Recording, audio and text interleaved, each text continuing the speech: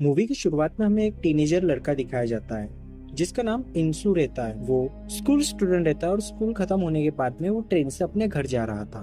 तभी उसको अपनी मॉम का कॉल आता है और उसकी मॉम कहती है, बेटा सब ठीक तो है ना।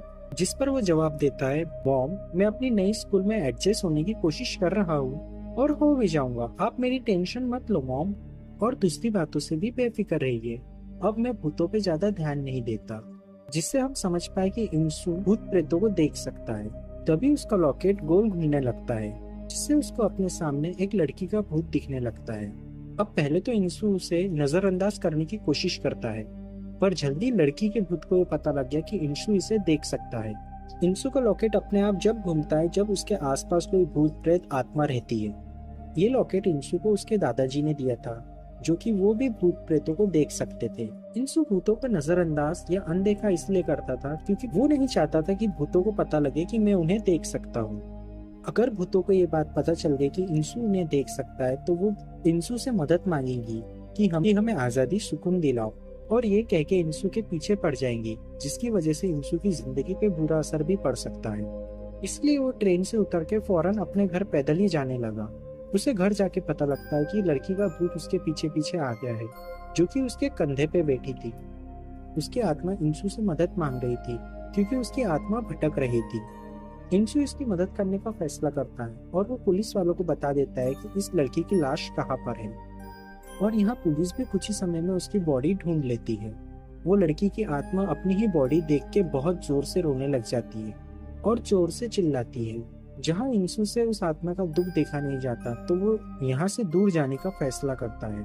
वो अपने अंकल को कॉल करता है और उनसे कहता है कि अंकल जी मैं बहुत जल्द आपके पास आ रहा हूँ, मैं अब बाकी की पढ़ाई आपके पास में ही रह के करूँगा। जहाँ उसके अंकल के पास में भी ये ताकत थी, वो भी भूत आत्माओं को देख सकते थे। जहाँ उसके अंकल कहते हैं कि बेटा इंसू तुम भी भूतों को देख सकते हो और मैं भी, ये घर तो भूतों से भर जाएगा और आखिर तुम कब तक भूतों से भागोगे, कब तक अपनी स्कूल बदलते रहोगे, तुम बस उन्हें नजरअंदाज करो और कुछ मत करो। जहाँ इंसू उनसे कहता है कि मैं तो आ रहा हूँ क्योंकि मैंने अपनी स्कूल में स्कूल चेंज करने का एप्लीकेशन दे दिया है। जहाँ अगले ही दिन हमें बताया जाता है कि वो अपने अंकल के यहाँ जाने के लिए बस में निकल जाता है।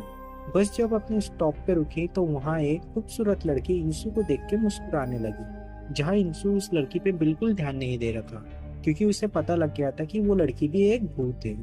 अब इंसू जब अपने अंकल के यहाँ पहुंच गया तो हम देखते हैं कि दरवाजों पे बहुत सारे मंत्र लिखे हुए जिनसे भूतों को भगाया जाता है, और उसे इसलिए लगाया था ताकि भूत उनके घर के अंदर ना आ सके।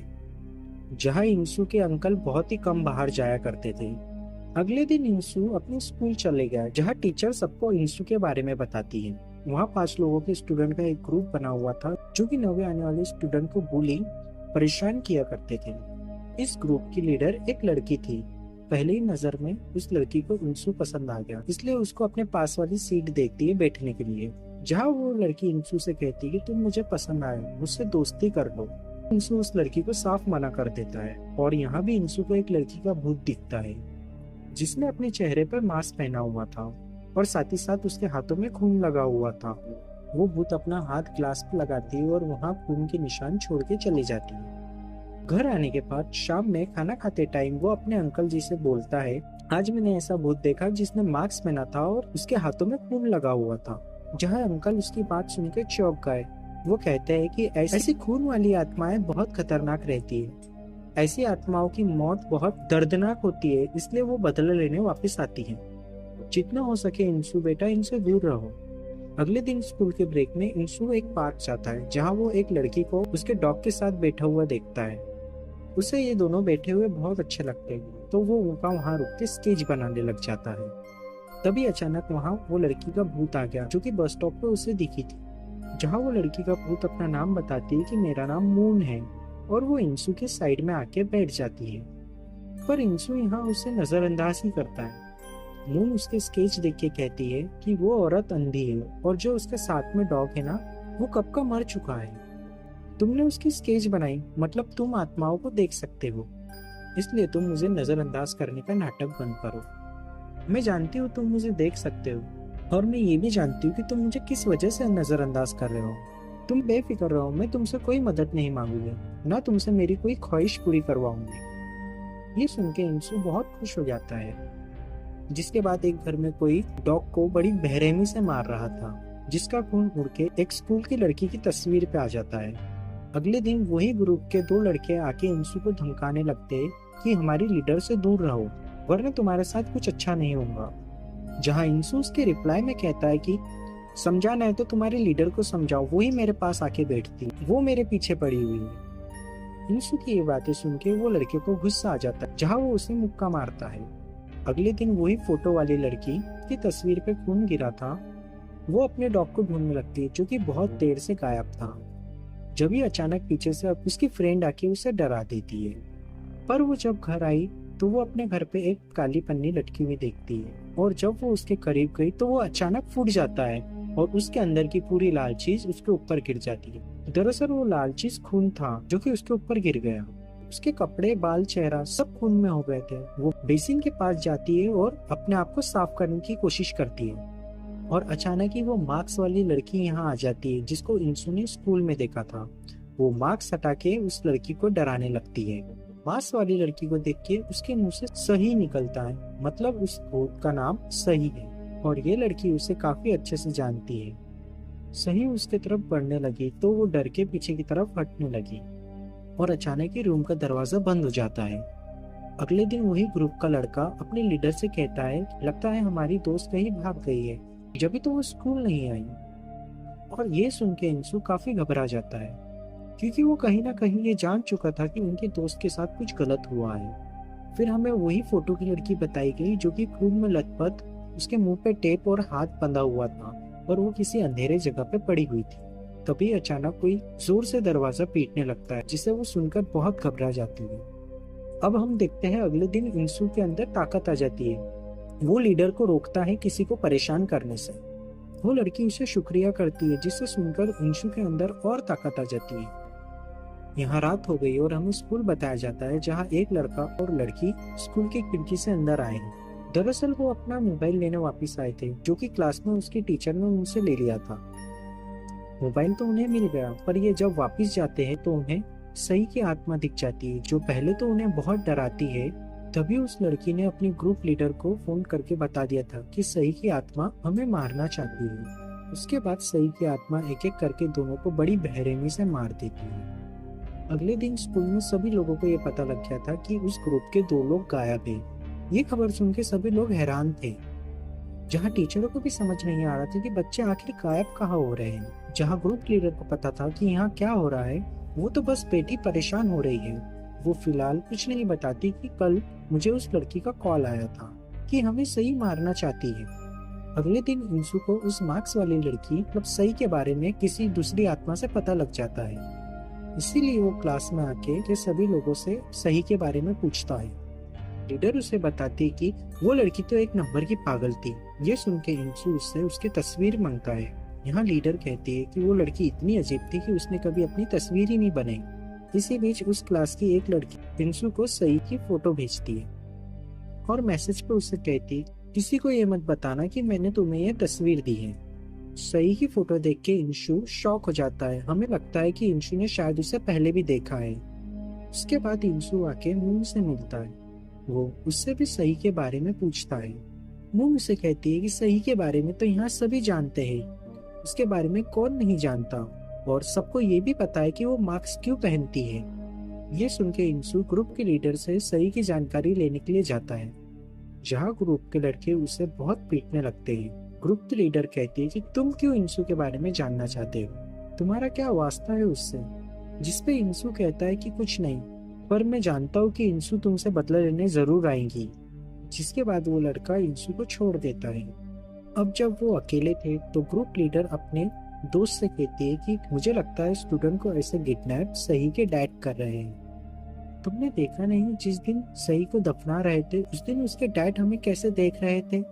अब ये लोग उनके सवालों के जवाब जानने के लिए उसके घर जाने लगते हैं। इंसू अपने अंकल को सही के बारे में बताता है। उन्हें ये हैरानी वाली जानकारी देता है कि वो है तो एक, लेकिन दो अलग अलग रूपों में है। जिसके जवाब में उसके अंकल उसे बताते हैं कभी कभी इंसानों की तरह आत्माओं को भी स्प्लिट पर्सनैलिटी डिसऑर्डर हो जाती है, जिसमें एक इंसान बहुत सारी शख्सियत के साथ जी रहा होता है। आत्माओं के साथ ऐसा इसलिए होता है क्योंकि मरने से पहले उन्हें बहुत लोगों ने सताया होता है।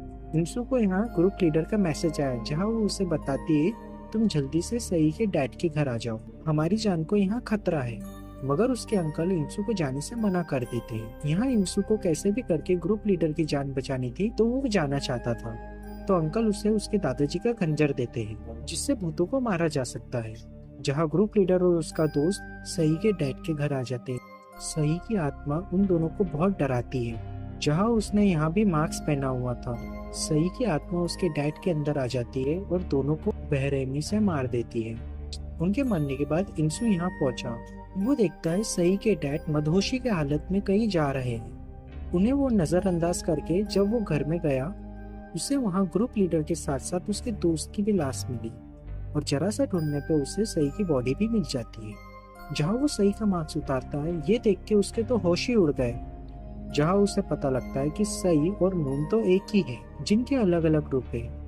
मून जो कि बहुत ही प्यारी लड़की है, वहीं उसका उल्टा सई जो कि बहुत ही खतरनाक और बेरहमी लड़की है, जो लोगों के खून की प्यासी है। इसके बाद हमें पास्ट बताया जाता है, जहां हमें पता चलता है कि सई ने इस बुली ग्रुप के खिलाफ रिपोर्ट की थी। जहां ग्रुप के लोगों को इस बारे में पता चला तो वो रोज सई को परेशान करना शुरू कर देते हैं। ग्रुप लीडर उसे बहुत मारती पीटती थी, उसे बहुत सताया गया। कभी उसके बाल जला दिया करते थे तो कभी काट दिया करते थे। एक बार तो ग्रुप लीडर ने हद ही कर दी, उसका एक पूरा सा मेकअप की और उसे मास्क पहना दी और जहां उसको धमकी देते हुए कहा कि तुम ये मास्क कभी नहीं उतारोगे और उतारोगे तो तुम्हारे साथ बहुत बुरा होगा। इस बारे में जब सई के डैड को पता चला तो सई के डैड सई से कहते हैं कि चलो हम पुलिस रिपोर्ट करते हैं, जहाँ सही उन्हें ऐसा करने से रोक देती है क्योंकि ये खबर अगर ग्रुप में पता चल गई तो वो सई की जिंदगी नर्क बना देंगे। जब सई मास्क लगाकर क्लास में बैठी थी, टीचर उसका जबरदस्ती मास्क हटा देती है और कहती है तुम क्लास में मास्क लगा के नहीं बैठ सकती हो, इसकी इजाजत नहीं है। मास्क उतारने की वजह से ग्रुप लीडर उसे बहुत मारती है, जहाँ वो बेचारी सिर्फ सहती ही रहती है। लेकिन रोज रोज ये जुल्म सहकर वो परेशान हो जाती है और वो अपने आप को रस्सी से लटक के अपनी जान दे देती है। तभी सई की आत्मा वापस आ जाती है और वो अपने दोस्तों को मारने लग जाती है जिन्होंने उसे बुली किया था। पर जब उसकी भटकती हुई आत्मा आई तो उसके दो हिस्से हो गए, जहाँ पहली मून जो कि बहुत ही अच्छी थी और दूसरी सई जो कि बहुत ही खुकार, गुस्से और डिप्रेशन से भरा हुआ। इतने लोगों की जान लेने के बाद में भी सई की आत्मा खुश नहीं हुई थी। वो अपने सारे ही दोस्तों को मारना चाहती थी और साथ ही में उसकी टीचर को भी। जहाँ वो ग्रुप उसे बुली किया करता था, बाकी के लोग बस उसे देखा करते थे, ना कि उसकी मदद करते थे, जबकि सबका काम था उसकी मदद करने का। सब लोग उसका बुरा होते हुए ही देखते थे। यहाँ तक कि टीचर ने भी कुछ नहीं किया, उल्टा उसे ही डांटती थी। इसलिए वो अब टीचर की बॉडी का इस्तेमाल करके सभी स्टूडेंट को एक जगह जमा करती है। जैसे ही सारे बच्चे आए, वहाँ की लाइट्स बंद हो गई। जहाँ इंसू सही की सारी हकीकत उसकी डायरी से पढ़ रहा था। वो ये चीजें पढ़ के घबरा गया। वो जल्दी से अपनी साइकिल लेके स्कूल की तरफ जाता है। इस बीच उसने उसके अंकल को भी कॉल की थी, जहाँ वो उन्हें कहता है कि अंकल मेरी मदद कीजिए। अब उसके अंकल सही के घर गए, जहाँ सही की लाश को एक पवित्र कपड़े पे रख देते हैं।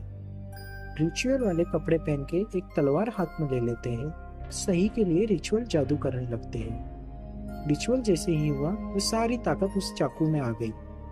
अब इंसू को इस चाकू से सही की आत्मा पर वार करना होगा। जहाँ सही ने पूरी क्लास में पेट्रोल डाल दी थी। वो इस जगह को जला के सबको मारना चाहती थी। वो पूरी तरह तैयार थी कि सब मारे जाए। वो अपने हाथ में एक लाइटर लेती है, जहाँ उसके सामने अपना अच्छा वाला रूप मून उसे ये करने से रोक भी रहा था। मार्क्स वाली सही उसे कहने लगती कि भूल गई तुम, ये लोग मेरे और तुम्हारे पे होते हुए जुल्म को सिर्फ देखा करते थे, अपनी बिल्कुल मदद नहीं करते थे।